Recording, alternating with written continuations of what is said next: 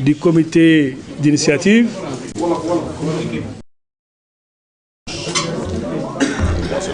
merci beaucoup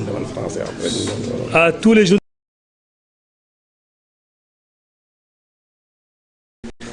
mais surtout aussi aux militants et sympathisants qui depuis avant-hier ne cessent d'appeler pour manifester leur soutien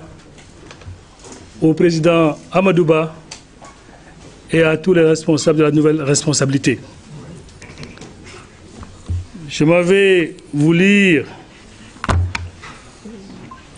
assez rapidement une déclaration sur ce point précis, parce que c'est avec une grande surprise que la nouvelle responsabilité a appris à travers au journal de la place l'hypothétique demande de levée de l'immunité parlementaire du président Amadou Ba. Nous tenons à exprimer notre profonde indignation et notre rejet total de cette manière scandaleuse de faire la politique par ce régime actuel. Cette manœuvre, visiblement orchestrée par le pouvoir en place, s'inscrit dans une logique politicienne abjecte visant à museler toute voix discordante et à écarter de futurs candidats à la présidentielle de 2029. Nous dénonçons avec la plus grande fermeté cette dérive autoritaire observée depuis un certain temps et qui tend à faire de la justice un instrument de règlement de compte. La nouvelle responsabilité prend à témoin l'opinion nationale et internationale sur cette tentative manifeste d'élimination politique. Le pouvoir cherche à instrumentaliser la justice pour neutraliser ses adversaires en décrédibilisant les figures de l'opposition et en jetant à pâture des leaders dérangeants. C'est une stratégie qui consiste à faire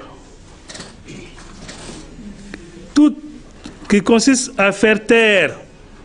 toute l'opposition par la menace judiciaire et une atteinte grave à la démocratie. Heureusement pour nous et malheureusement pour eux, elle est vouée à l'échec. Face à cette tentative inqualifiable de manipulation de la justice à des fins politiques, la nouvelle responsabilité appelle toutes les forces vives de la nation, les organisations de la société civile, ainsi que la communauté internationale à se mobiliser pour mettre un terme à cette dérive liberticide. Nous ne laisserons pas faire et nous userons de tous les moyens légaux pour faire face à un régime qui peine à répondre aux préoccupations légitimes du peuple sénégalais. La démocratie sénégalaise est en danger. Et se taire, c'est d'être complice de cette tentative de musellement de l'opposition et de confiscation du débat démocratique. Ensemble, et avec tous les militants, responsables et sympathisants de la nouvelle responsabilité, mais également de tous les démocrates, nous disons non à la politisation de la justice. Je vous remercie.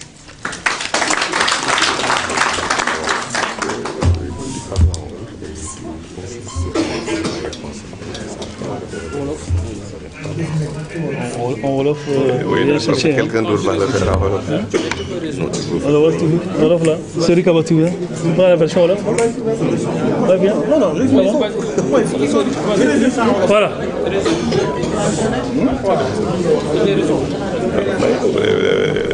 Bon, c'est bon. Voilà. Asalaamaaleykum suñu mbokku journalistes yi ñoo ngi jógee ci réunion nouvelle responsabilité te comme ni ko président bi waxee léegi am na ay points yooyu am na nag loo xam ne ñun ñëpp a gisandoo parce que dañuy xëy rek xam ne dafa génn benn article comme quoi que mën na am président Amadou Ba ñu demander li ñu naan immunité parlementaire pour ñu xam ndax moom am na implication wala déet ci benn affaire boo xam ne yaakaar naa ne bu ñu koy wax ba léegi kenn tudd ko ci loolu nag jaaxal ñu lool bett ñu également lool mais nag ku gis ne parti au pouvoir nu mu demee ba léegi bi nga xam ne ku yëkkati baatam wax loo xam ne neexu leen muy chroniqueur muy journaliste muy opposition ñu gis ne dañuy jóg di la fexeel loolu bu mu amee nag ñoom ay responsables yu bëri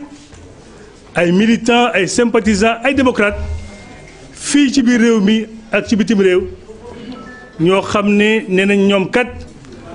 pare nañ parce que am na loo xam ne commencé woon na di am mais loolu moom kenn du ko yëkkati jëmale ko ci suñu leader muy le président Amadou Ba yaakaar naa ne wax na ko xam nañ ko yàgg na ci administration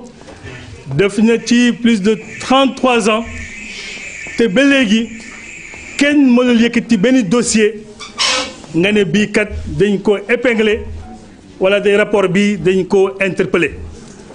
moo tax ñun ñëpp ñu am dal xam ne li ñu jublu kat mooy jeter le discrédit jeter en pâture un homme politique bi nga xam ne ñëpp xam nañ ne bu dee alternative crédible pour njëriñu réew mi ci fu ñu toll nii am nañ yaakaar ne président Amadou Ba la loolu nag lu mu laaj moo ñun ñëpp ñu jóg taxaw jano koo xam ne da ko bëgg a laal te laalu ko ci li nga xam ne dëgg la laalu ko ci li nga xam ne moom moo ko ci def mais ndax da nga koy def rek ndax politique ñu yaakaar nag fu ñu toll ak ñoom fu ñu jaar yëpp am na rupture yoo xam ne ñoo ko doon xaar ci ñoom nekkatul nga jël justice pour casser ay opposants nekkatul nga jël justice pour koo xam ne li ngay xalaat méngoowul ak li may xalaat nga koy fexeel yaakaar na loolu waroon na taxaw waroon dakk ci biir Sénégal moo tax ñu leen di rassurer militants yi ak responsables yi jóg nañ pare nañ te lu ñu namm ci loolu nag ak lu leen jaral rek jaral nañu lu ko ëpp fuuf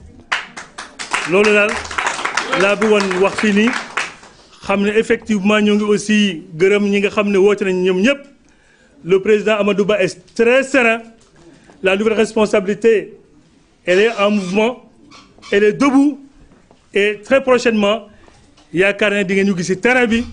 parce que nag xam nañ ne Sénégal fu mu toll ku mel ni Amadou Ba rek moo ci mën dara xam na ko mën na ko te moo tax mu commencé nag effectivement te waagul sax di déranger mais déranger wul askan wi yi mu déranger kay mooy ñi fi nekk te mënuñ te Sénégal jaaxle dëkk bi jomi te ñu yaakaar ne moom ci boppam mooy solution léegi nag ñëpp moo tax ñu jóg pour faagaagal ko yàq tuuram yàq dërëm loolu kenn du ko bàyyi mu jàll du fi amee moo tax ñun di gërëm di leen sant ngañ pare nag parce que ñoo ngi ñëw ci terrain bi wasalaam.